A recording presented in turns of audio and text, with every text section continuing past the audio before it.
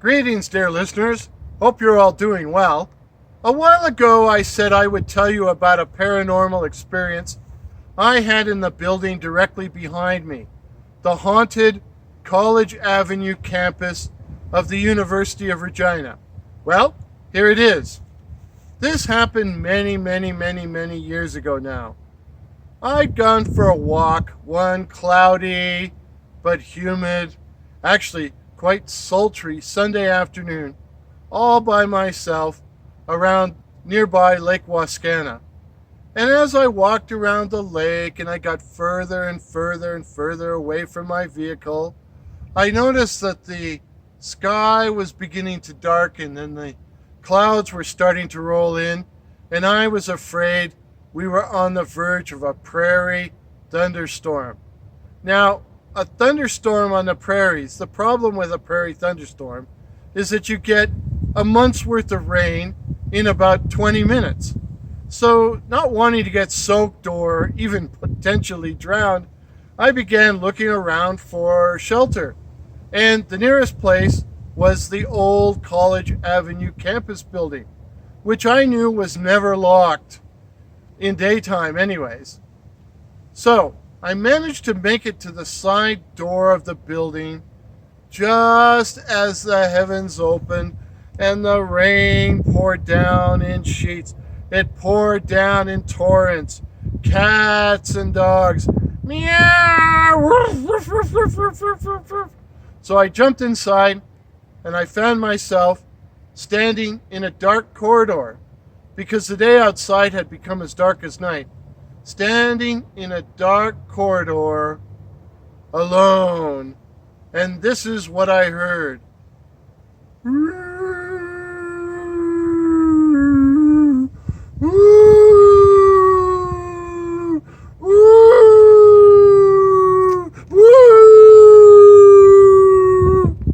Of course, I knew what it was.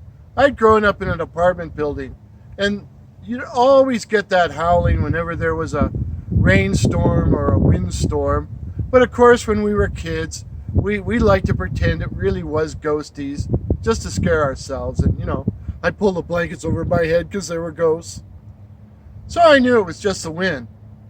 But a few minutes of standing alone, by yourself, in the dark, listening to woo, woo, it gets to be a little unnerving, to say the least.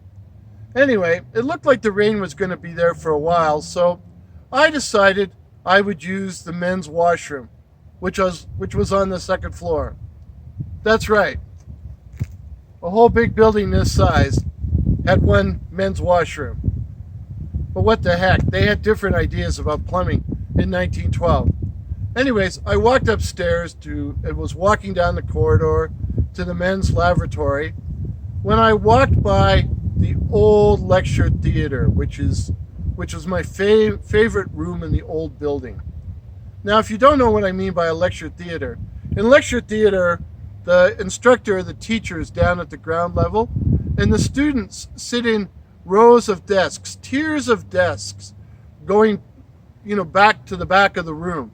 So basically, the students are looking down at the instructor.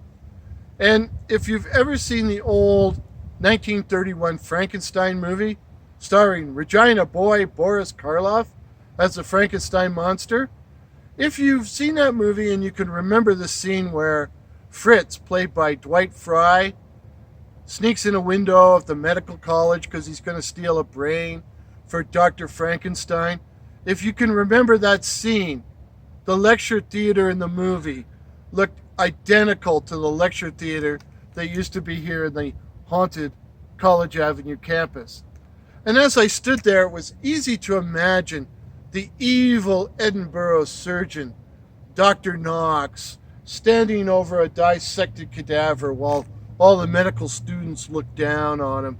And out in the dark hallway, Burke and Hare, the grave robbers, were lurking, waiting for their next instructions. Well, seeing that my imagination was running along rather morbid lines, I decided I'd better take care of business. Now, I complained about there only being one washroom in this place for men, but it was actually a really nice big washroom, and it had 3 stalls at the very back. Well, I was just finishing washing my hands when the door of the stall farthest away, which was ajar, suddenly began to shut. Creak!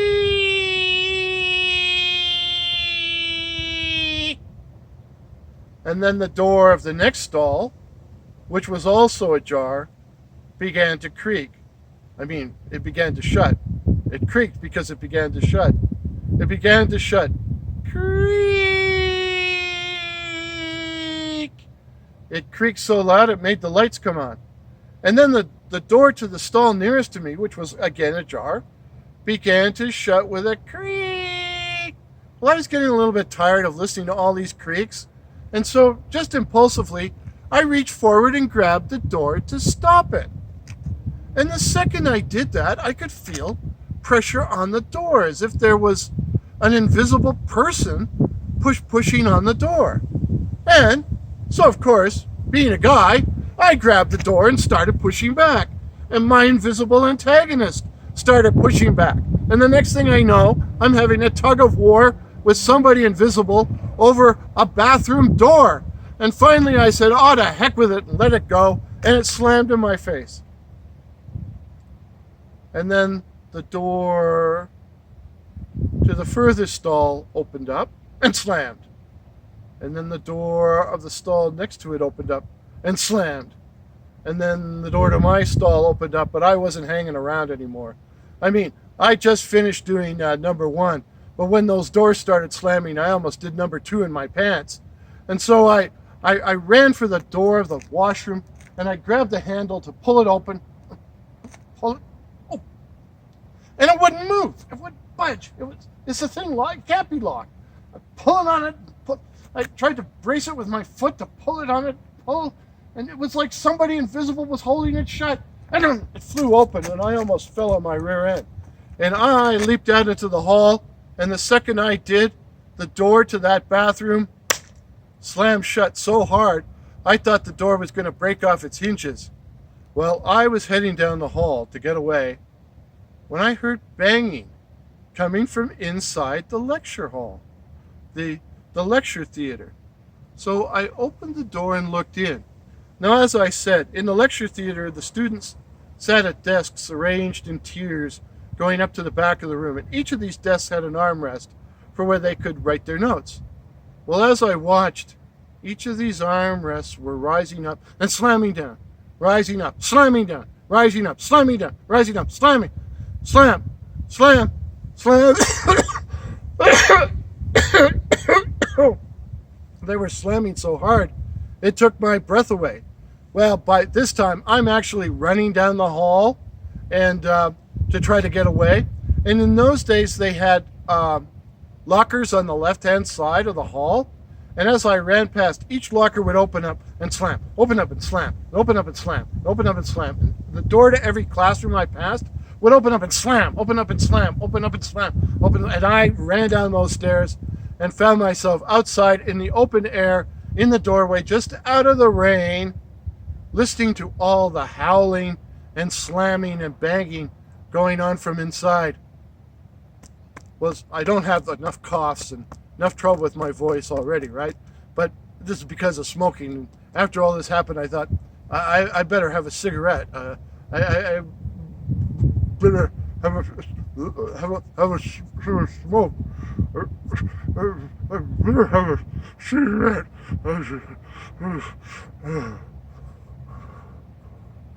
And I very calmly smoked 4 cigarettes in about 7 minutes,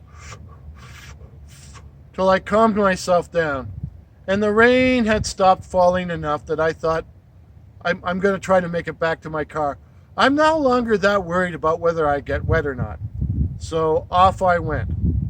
And it was many, many, many, many years before I set foot in the College Avenue campus again.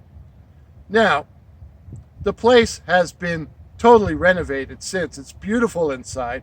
I actually attend history classes there. But I always kind of make sure that there's other people around before I actually go into the building. And of course, later on, I learned that 100 years ago, this place was the Saskatchewan Teachers College. Well, during the Spanish flu pandemic, a bunch of student teachers and one instructor died of the Spanish flu. And then later on, during the Second World War, they used to train airmen for the RAF and the RCAF, the Royal Canadian Air Force in here. And at least one of those student airmen died while they were studying in this building. So, as a friend of mine said, the place is chock full of ghosts. Chock full of them. So, dear listeners, what do you think happened? What was it that I encountered in there? Was it a poltergeist? Was it the spirit of a former student teacher or airman that was annoyed because I was using their washroom? I mean, hey, I washed my hands. Was it the wind? Or was it just my imagination? You let me know in the comments what you think. And, of course, stay safe. Stay subscribed. Ring that bell so you don't miss any upcoming episodes. And feel free to share my materials with anyone you like. If this is your first visit to my channel, my name is Warren. I write and tell original ghost stories and original horror stories about cryptids such as the Night Floaters, werewolves, the Black-Eyed Children, and of course, let's all make like werewolves and stay hungry. Except for me. I'm on a diet. I went to the donut hole today for coffee. No donut. No sugar twist. No honey cruller. Dieting is hell. Oh, but before I leave, I'm going to ask the lovely and talented camera crew to give you a panorama shot of this beautiful building. But a word of warning, if you see anybody waving at you from any of the windows, particularly from the second floor, don't wave back. Don't! Till midnight. Cheers.